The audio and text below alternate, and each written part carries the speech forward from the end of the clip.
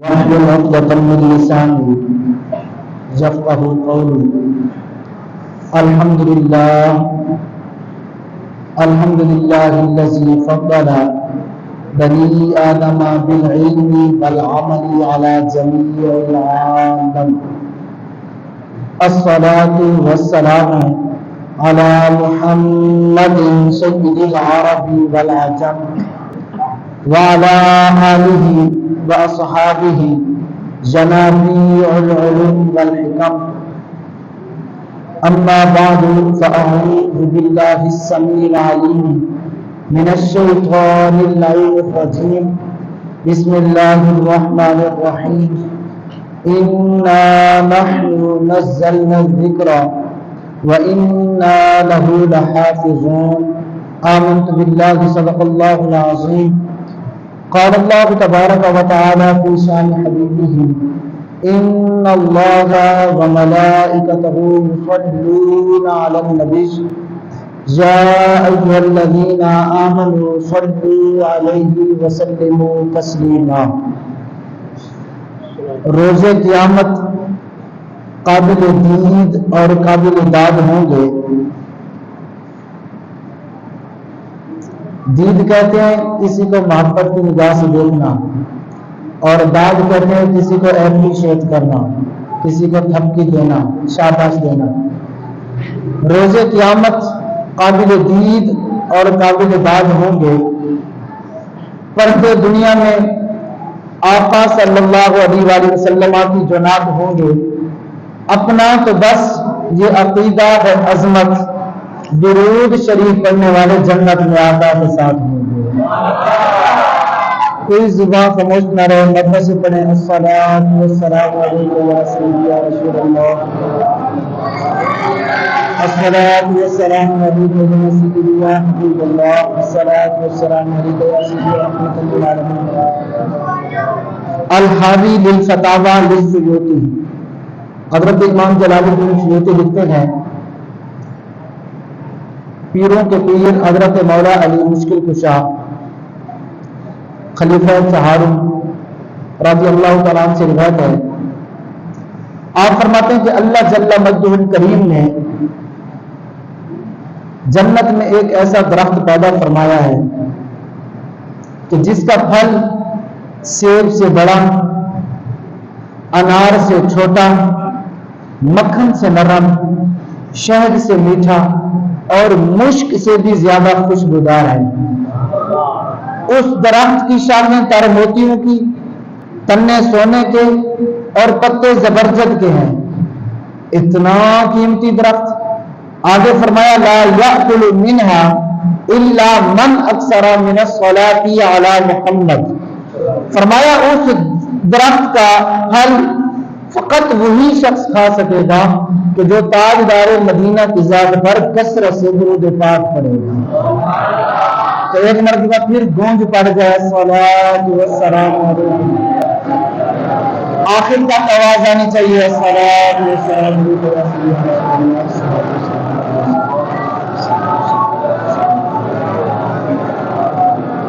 مصطفیٰ جان رحمت پہ لاکھوں سلام، شمع بزم ہدایت پہ لاکھوں سلام، شب اسرا کے دولہ پہ دائم درود، نوشہ بزم جنت پہ لاکھوں سلام، شہریار ارم تاجدار حرم نو بہار شفاعت پہ لاکھوں سلام، شب اسرا کے دولہ پہ دائم درود، نوشہ بزم جنت پہ لاکھوں سلام، فتح باب نبوت پہ بے حد درود، ختم دور رسالت پہ لاکھوں سلام، دور و نزدیک کے سننے والے وہ کام، کانے لالے کرامت پہ لاکھوں سلام، ہم غریبوں کے آقا پہ بے حد درود، ہم فقیروں کی سربت پہ لاکھوں سلام، ان کے مولا کہ ان پر کروڑوں درود، ان کے اصحاب و اطرت پہ لاکھوں سلام، جن کے ماتھے شفاعت کا صحرا رہا اس جبین سعادت پہ لاکھوں سلام، جس سہانی گھڑی چمکا توبہ کا چاند اس دل و افروز ساعت پہ لاکھوں سلام، پارہائے صحف غنچہائے قدس اہل بیت نبوت پہ لاکھوں سلام، کاملان طریقت پہ کامل درود، حاملان شریعت پہ لاکھوں سلام، غوث اعظم امام التقا والنقا، جلوہ شان قدرت پہ لاکھوں سلام۔ اور اعلیٰ حضرت آگے مزید فرماتے ہیں اور حد کر دیتے ہیں، آپ فرماتے ہیں بے عذاب و عتاب و حساب و کتاب، بے عذاب و عتاب و حساب و کتاب، تا ابد اہل سنت کے لاکھوں سلام۔ آگے فرماتے ہیں مجھ سے خدمت کے قدسی کہیں ہاں رضا، مصطفیٰ جان رحمت کے لاکھوں سلام۔ اللہ جل مجدہ الکریم کی حمد و ثنا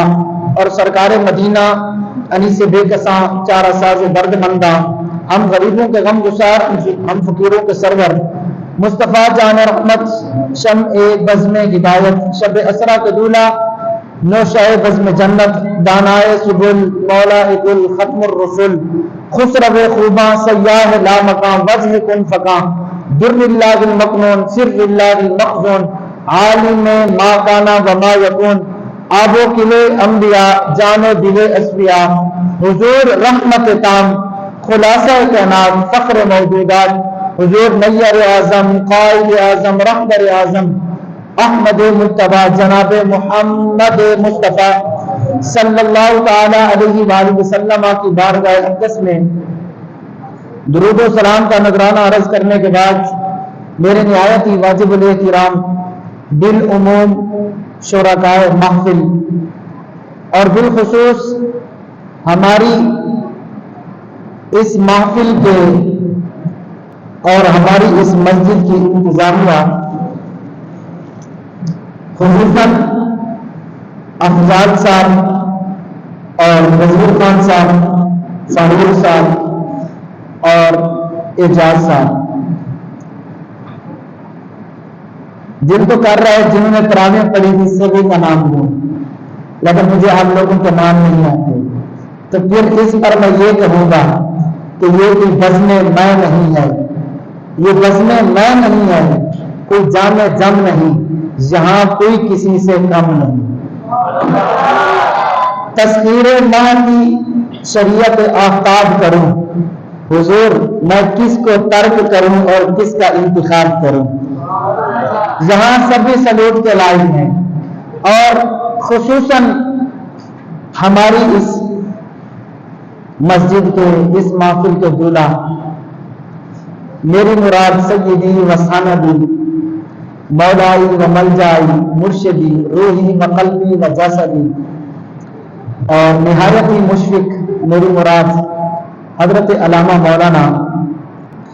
مفتی محمد شاہ زیب جلالی صاحب زیبا مجد الکریم۔ آپ ماشاءاللہ صرف عالم نہیں ہیں، آپ ایک فکر کا نام ہے۔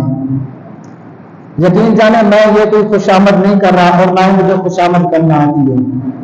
میں تو ایک مدرس ہوں اور مدرس کسی کی خوشامد نہیں کرتا، اور کرتے ہوں گے مقرر کرتے ہوں گے، میں کسی کی خوشامد نہیں کرتا، میں حضور قبلہ کے کلیم سنتا رہتا ہوں، دیکھتا رہتا ہوں، اصلاح کا موقع ملتا ہے،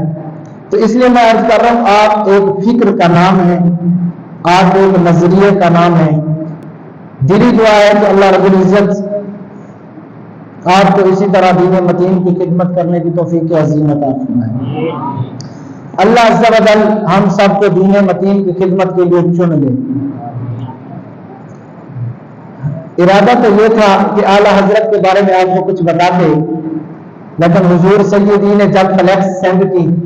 تو اس کے اوپر لکھا ہوا تھا عظمت قرآن کانفرنس۔ چلیں اس حوالے سے آپ کو سبق سنا دیتے ہیں اور آپ کے لیے تقریر ہے۔ ثانی نظام، اللہ رب العزت نے اپنے انبیاء و مرسلین کو انسانوں میں بھیج کر انسانوں کی اصلاح کے لیے شرف انسانی میں مزید اضافہ فرما دیا، اور اللہ رب العزت نے اپنے انبیاء و مرسلین کو ایسے کمالات و خصائص سے نوازا کہ دیکھنے والے بے اختیار ان کی طرف کھینچے چلے گئے۔ سعید فطرت ارواح، پاکیزہ قلوب، انوار انبیاء سے مستنیر و منور ہو کر خود منصب و رشد و خدا پر فائز ہو گئے، لیکن کچھ کثیف الطبع اور قبیح الباطن بدبخت ایسے بھی تھے کہ جنہوں نے انبیاء سے ان کی نبوت کا ثبوت مانگا اور کسی خلاف عادت اور محیر العقول مظاہرے کا تقاضا کیا، لیکن اللہ رب العزت نے ایسے بدبختوں کو چپ کرانے کے لیے ان منکرین کے، ان معترضین کی زبان درازی کو بند کرنے کے لیے اور ان کو لاجواب کرنے کے لیے اللہ عز و جل نے اپنے ان پاکیزہ اور برگزیدہ بندوں کو اپنے جو ہے نا معجزات و آیات سے نوازا۔ اور پھر جس نبی کے دور میں جس بھی نبی کے آنے سے پہلے جو دورہ ہوتا، جو دور چل رہا ہوتا، جس چیز کا غلبہ ہوتا، جس چیز کا چرچا ہوتا، تو اس دور کے نبی کو اسی سے ملتا جلتا معجزہ عطا کیا جاتا۔ چند مثالیں آپ کو گوش گزار کروں گا۔ اب دیکھیں، جب حضرت داؤد علیہ السلام دنیا میں تشریف لائے تو اللہ رب العزت نے آپ کو جو آواز عطا فرمائی وہ کسی کو بھی آواز نہیں عطا فرمائی۔ جب آپ زبور شریف کی تلاوت فرماتے تو پرندے ہوا میں رک جاتے اور آپ کی آواز کے ساتھ آواز نکالتے، اور جب آپ زبور شریف کی تلاوت فرماتے تو پہاڑ بھی آپ کے ساتھ بولنا شروع ہو جاتے، جب صبح شام آپ تسبیح کرتے تو پہاڑ بھی آپ کے ساتھ تسبیح کرتے۔ اور آپ کا یہ معجزہ تھا کہ جتنی دیر میں گھوڑے پر زین کسی جاتی، اتنے مختصر سے وقت میں آپ حضرت داؤد علیہ السلام پوری زبور شریف کی تلاوت فرما دیا کرتے تھے۔ تو چونکہ ترنم کا دور تھا اور پھر لوہے کی صنعت کاری عروج پر تھی، اللہ عز و جل نے اپنے پیغمبر داؤد علیہ السلام کو یہ معجزہ عطا کیا کہ آپ لوہے کو ہاتھ میں لیتے ہیں وہ موم کی طرح نرم ہو جاتا ہے، پھر جو چاہتے ہیں شکل دے دیتے ہیں۔ تو چونکہ لوہے کی صنعت کاری عروج پر تھی، اللہ عز و جل نے اپنے نبی کو بھی اسی سے ملتا جلتا معجزہ دیا، اور وہ معجزہ کیا تھا کہ آپ لوہے کو ہاتھ میں لیتے ہیں وہ موم کی طرح نرم ہو جاتا ہے۔ اور پھر جب حضرت یوسف علیہ السلام آپ دنیا میں تشریف لائے تو اس وقت حسن کے چرچے تھے، ایک سے بڑھ کر ایک حسین رہتا تھا جو کہ اپنے حسن کے چرچے کرتا تھا، اور جن کو اپنے حسن پہ ناز تھا وہ تو اپنے ہی ہاتھوں میں پکڑی ہوئی چھریوں سے اپنے ہی ہاتھ کاٹ بیٹھے۔ فرمایا وَقَطَّعْنَ أَيْدِيَهُنَّ وَقُلْنَ حَاشَ لِلَّهِ مَا هَذَا بَشَرًا إِنْ هَذَا إِلَّا مَلَكٌ كَرِيمٌ۔ فرمایا وہ تو اپنے ہی ہاتھوں سے جو ہے نا چھریوں میں لیے ہوئے اپنے ہی ہاتھوں کو کاٹ بیٹھی، اور پھر کہا وَقُلْنَ حَاشَ لِلَّهِ مَا هَذَا بَشَرًا، سبحان اللہ یہ تو کوئی فرشتہ ہے، یہ بشر نہیں ہے، ان ھذا الا ملک کریم، یہ تو کوئی معزز فرشتہ ہے۔ تو یعنی جن کو اپنے حسن پہ ناز تھا، جن کو اپنے حسن، جو اپنے حسن کے چرچے کروا رہا تھا، ایسے میں اللہ عز و جل نے اپنے نبی یوسف علیہ السلام کو بھیجا، اور جتنے بھی حسن کے چرچے ہو رہے تھے، حسن کا جادو جو سر چڑھ کر بول رہا تھا، جب آپ آتے ہیں تو سارے حسن کے سورج جو غروب ہو جاتے ہیں، آپ کا سورج طلوع ہو جاتا ہے۔ اور پھر جب حضرت عیسیٰ علیہ السلام اس دنیا میں تشریف لائے تو اس وقت طب یونانی کا دور تھا، دنیا میں ایک سے بڑھ کر ایک جو ہے نا وہ طب رہتے تھے۔ اس وقت حکیم جالینوس، حکیم افلاطون، حکیم بقراط اور حکیم سقراط یہ اپنا لوہا منوا چکے تھے، لیکن پھر بھی تین چیزوں کا علاج ان کے پاس بھی نہیں تھا۔ اللہ عز و جل نے اپنے پیغمبر عیسیٰ علیہ السلام کو جو ہے نا یہ معجزہ عطا کیا کہ آپ کوڑی کے جسم والے پر ہاتھ پھیرتے ہیں، شفا اتر آتی ہے، اور آپ جو ہے نا مردے کو ٹھوکر مارتے ہیں وہ زندہ ہو جاتا ہے، اور آپ نبینا کی آنکھوں پر ہاتھ پھیرتے ہیں، شفا اتر آتی ہے، نور اتر آتا ہے۔ تو چونکہ ان معالجوں کے پاس اس چیز کا علاج نہیں تھا، نہ وہ نبینا کی آنکھوں میں نور اتار سکتے تھے، نہ وہ ان کے پاس موت کا علاج تھا، اور نہ ہی کوڑی کے جسم والے کو شفا دے سکتے تھے، لیکن اللہ عز و جل نے یہ تینوں معجزے اپنے نبی کو عطا کیے۔ اور پھر جب حضرت موسیٰ علیہ السلام دنیا میں تشریف لائے تو یہ جادوگری کا زمانہ تھا، دنیا میں ایک سے بڑھ کر ایک جادوگر رہتا تھا، اور اللہ عز و جل نے اس وقت اپنے پیغمبر موسیٰ علیہ السلام کو عصا عطا کیا، کہ ایسا عطا کہ جس نے سارے جادوگروں کی جادوگری کا جو فخر تھا اس کو توڑ کر رکھ دیا۔ جب جادوگر آپ کے سامنے رسیاں پھینکتے ہیں تو یہ جو آپ کا عصا ہے ان کے مقابلے میں اژدہا بن کر ساری رسیوں کو نگل لیتا ہے، اور جب آپ پتے جھاڑتے ہیں تو وہ لمبا ہو جاتا ہے، اور جب آپ کھڑے ہوتے ہیں تو اس سے ٹیک لگا لیتے ہیں، اور جب آپ راتوں کو چلتے ہیں تو وہ ظلمتوں میں اجالوں کا سما کرتا ہے، اور جب سکڑتا ہے تو پھر عصا کا عصا رہ جاتا ہے۔ چونکہ دور جادوگری کا تھا، جادوگری کا عروج تھا، جادوگری کا دور دورہ تھا، تو اللہ عز و جل نے جادوگری کے دور کو اور اس کے فخر کو توڑنے کے لیے اپنے نبی موسیٰ علیہ السلام کو جو معجزہ عطا کیا وہ عصا کی صورت میں عطا کیا۔ اور جب باری ہوئی آپ کے اور میرے آقا کی، اور جب باری ہوئی کعبے کے کعبہ کی، جب باری ہوئی فاطمہ کے نانا کی، فاطمہ کے بابا کی، اور جب باری ہوئی حسنین کے نانا کی، تو اس وقت زبان و بیان کا دور تھا، ایک سے بڑھ کر ایک فصیح و بلیغ دنیا میں رہتا تھا، اور اتنے کمال کے شعراء رہتے تھے، اگر کوئی شاعر نہیں بھی تھا تو فن شعری سے آشنا ضرور تھا۔ اس وقت جب شعراء کے قصائد کعبہ میں لٹکائے جاتے، اللہ عز و جل نے اس وقت تاجدار مدینہ کو قرآن عطا کیا، اور پھر قرآن جب عطا کیا تو اس کے ساتھ ہی چیلنج کر دیا کہ فَأْتُوا بِسُورَةٍ مِّن مِّثْلِهِ، فرمایا اگر تم سچے ہو تو اس کی مثل ایک سورت ہی لے آؤ، تو وہ اس کی مثل ایک سورت بھی نہیں لا سکے۔ اور امام جلال الدین سیوطی نے الاتقان فی علوم القرآن میں لکھا، آپ لکھتے ہیں کہ اگر قرآن پاک کی مثل لایا جانا ممکن ہوتا تو یہ بدر و احد کی لڑائیاں نہ ہوتی، کوئی بڑا چیلنج نہیں ہوا تھا، کوئی سورت بقرہ یا سورت النساء یا سورت المائدہ جیسی بڑی سورت لانے کا چیلنج نہیں ہوا تھا، 3 آیات پر مشتمل کی چھوٹی سی سورت لے آتے، لیکن وہ ایسا نہیں کر سکے۔ اس پر میرے امام پڑھتے اور آپ نے لکھا، آپ فرماتے ہیں تیرے سامنے یوں ہے بدے لچے فصحا عرب کے بڑے بڑے، کوئی جانے کہ منہ میں زبان نہیں بلکہ جسم میں جان نہیں۔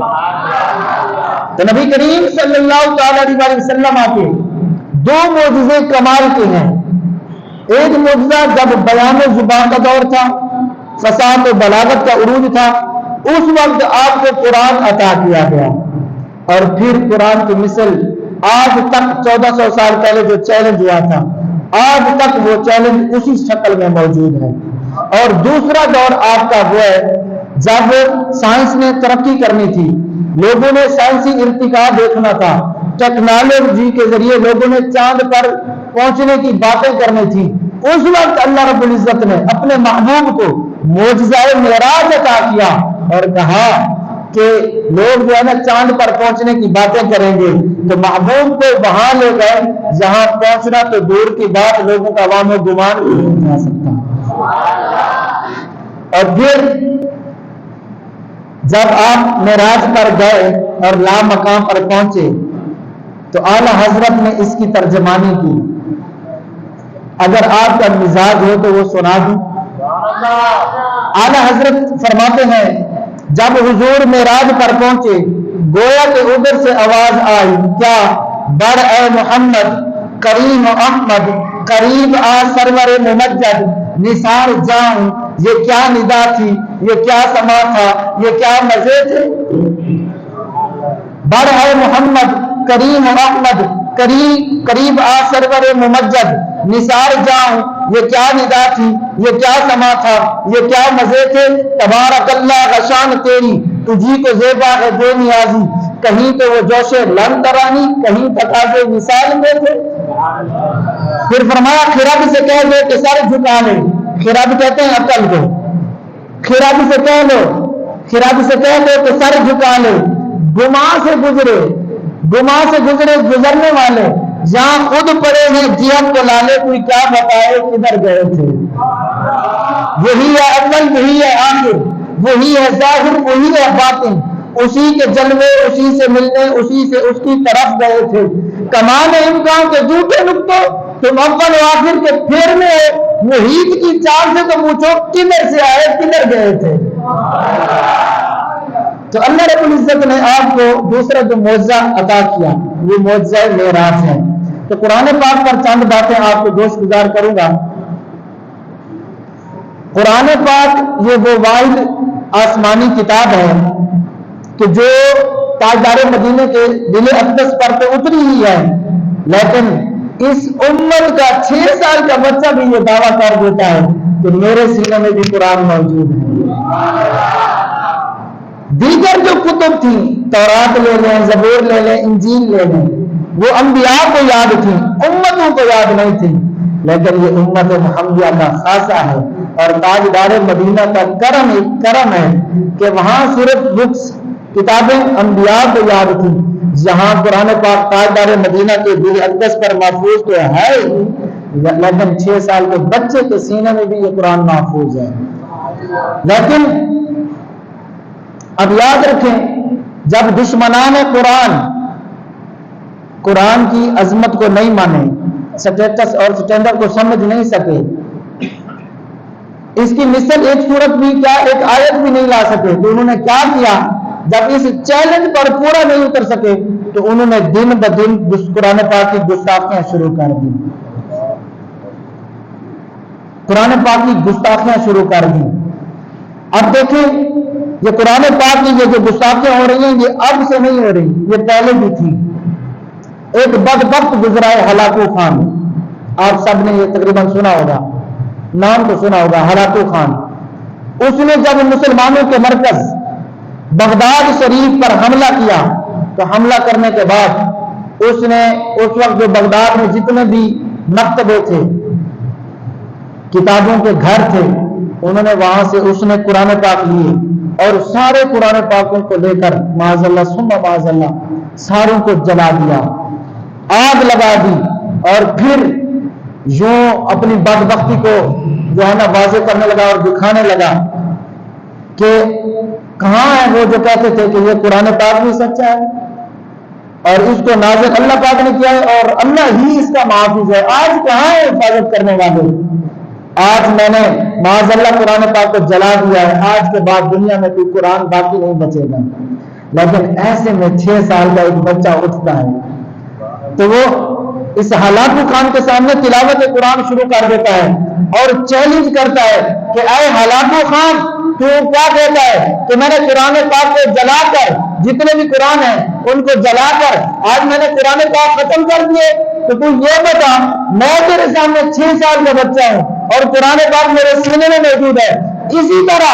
پوری دنیا میں 6 سال کے، 10 سال کے، 15 سال کے کتنے ہی بچے ہیں کہ جن کے سینے میں قرآن موجود ہے، بھلا ان قرآن پاک کو شہید کون کرے گا؟ تو فرمایا اِنَّا نَحْنُ نَزَّلْنَا الذِّكْرَ وَإِنَّا لَهُ لَحَافِظُونَ، بے شک ہم نے ہی اس قرآن پاک کو نازل کیا اور ہم ہی اس کے محافظ ہیں۔ تو یہ وہ قرآن پاک ہے کہ جس کی حفاظت کا ذمہ خود باری تعالیٰ نے لیا ہوا ہے۔ دیگر کتب جو ہے نا اصلی شکل پر رہنا تو اپنا جو ہے نا ان کا وجود تو دور کی بات، وہ موجود ہی نہیں ہے، لیکن قرآن پاک جیسے 1400 سال پہلے تھا آج 1400 سال بعد بھی اسی صورت پر موجود ہے۔ ٹھیک ہے نا؟ تو اسی طرح ایک بہت بڑے یہودیوں کے تھنکر تھے، مفکر تھے، عالم تھے، امام قرطبی نے اس کو لکھا ہے اور سراج الجنان میں اِنَّا نَحْنُ نَزَّلْنَا الذِّكْرَ وَإِنَّا لَهُ لَحَافِظُونَ، اس آیت کے تحت اس واقعے کو مفتی محمد قاسم عطاری صاحب نے بھی نقل فرمایا ہے۔ تو حضرت یحییٰ بن اقسم فرماتے ہیں کہ مامون رشید کی مجلس میں ایک شخص آیا اور اس نے آ کر بڑی لچھے دار تقریر کی، بڑی نفیس، عمدہ اور ادیبانہ گفتگو کی، لیکن وہ تھا یہودیوں کا مفکر۔ جب اس نے گفتگو کی تو مسلمانوں نے کہا بھائی تو اتنا بڑا عالم ہے، تو مسلمان کیوں نہیں ہو جاتا؟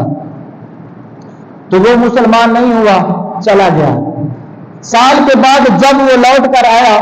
تو اس نے آ کر فقہ کے یعنی مسئلہ مسائل کے موضوع پر پھر زبردست تقریر کی. جب اس نے تقریر کی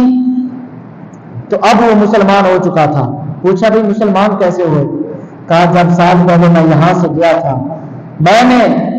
جو ہے نا تورات کے 3 نسخے لکھے تھے, 3 نسخے وہ میں لکھ کر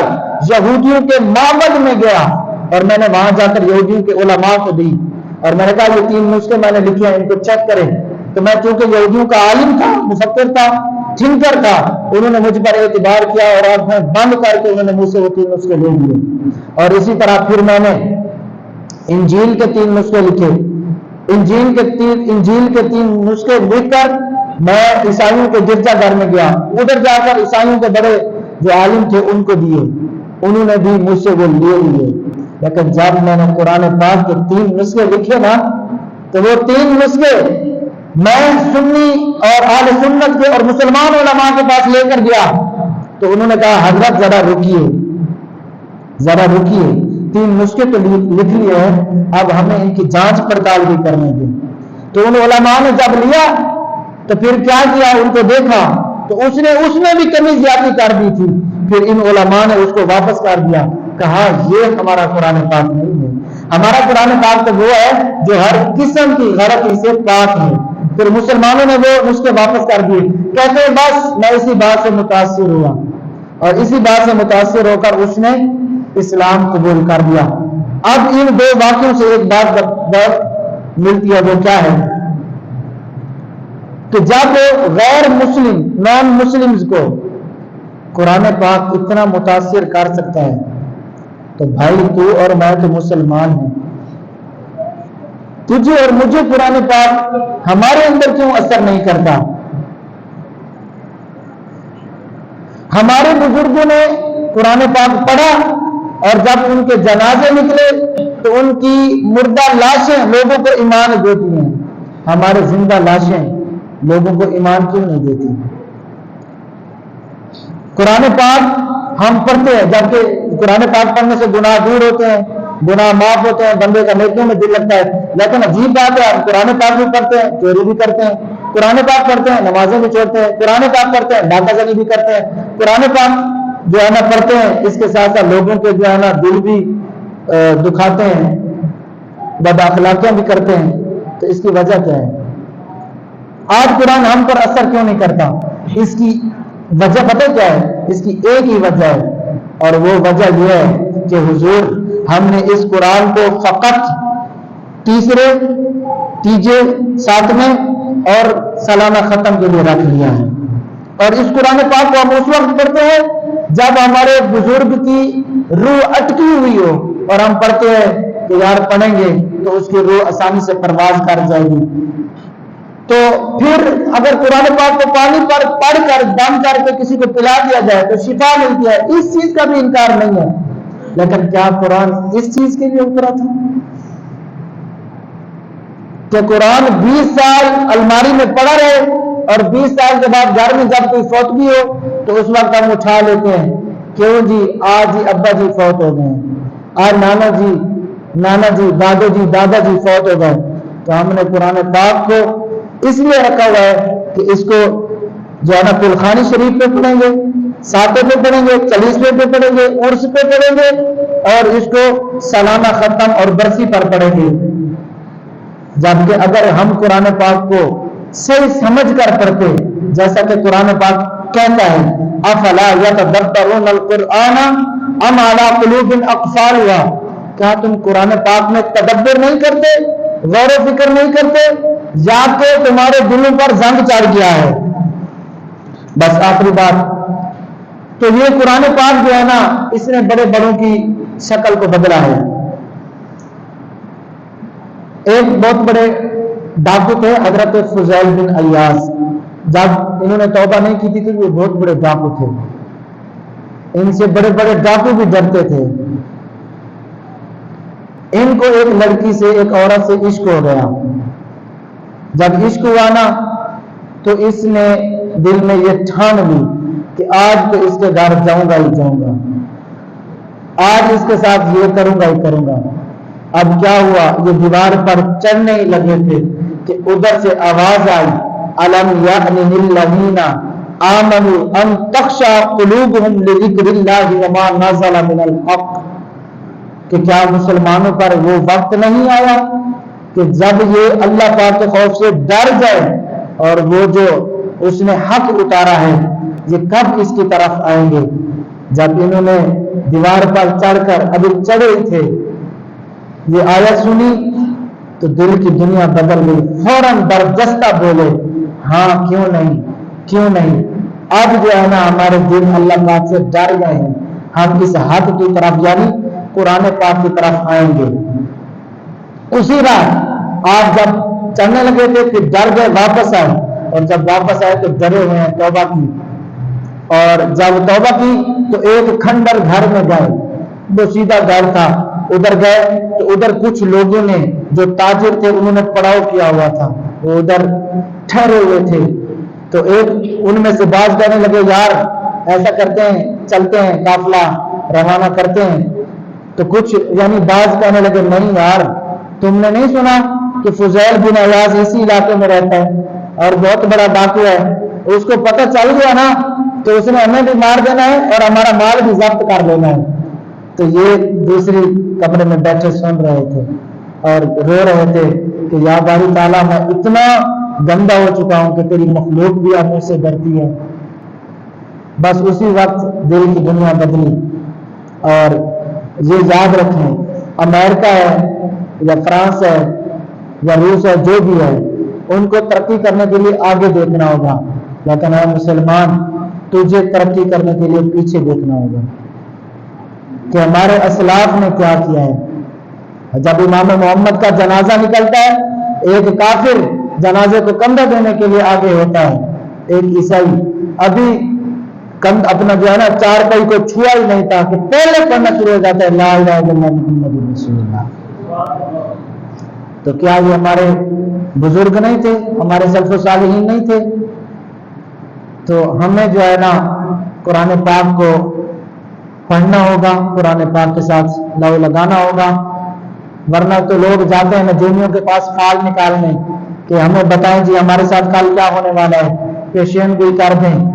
ارے بھائی ولا رتب ولا یابس الا فی کتاب مبین، تم نجومیوں کے پاس نہ جاؤ، اللہ پاک نے فرمایا کوئی خشکی اور کوئی تری باقی نہیں ہے کہ جس کا ذکر قرآن پاک میں نہ ہو۔ اس لیے میں کہتا ہوں کہ صحرا میں، جنگلوں میں، بیاباں میں پڑھو،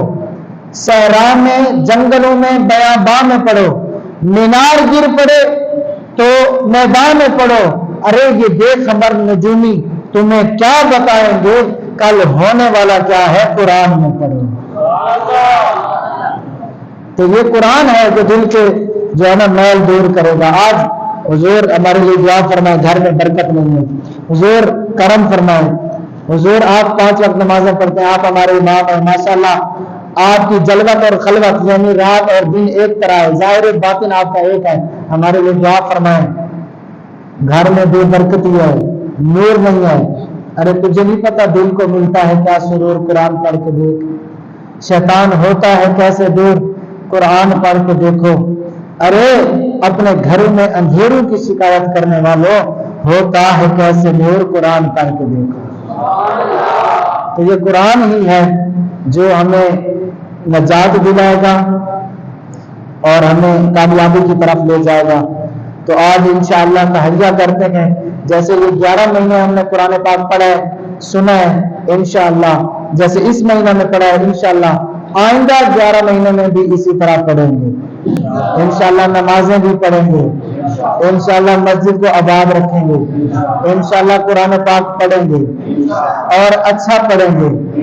اگر ہم میں سے کسی کو نہیں آتا تو بغیر کسی شرم کے حضرت صاحب کے پاس آ کر سیکھیں گے۔ اللہ رب العزت میرے یہ کلمات ٹوٹے پھوٹے اپنی پاک بارگاہ میں قبول و مقبول فرمائے۔ وآخر دعوانا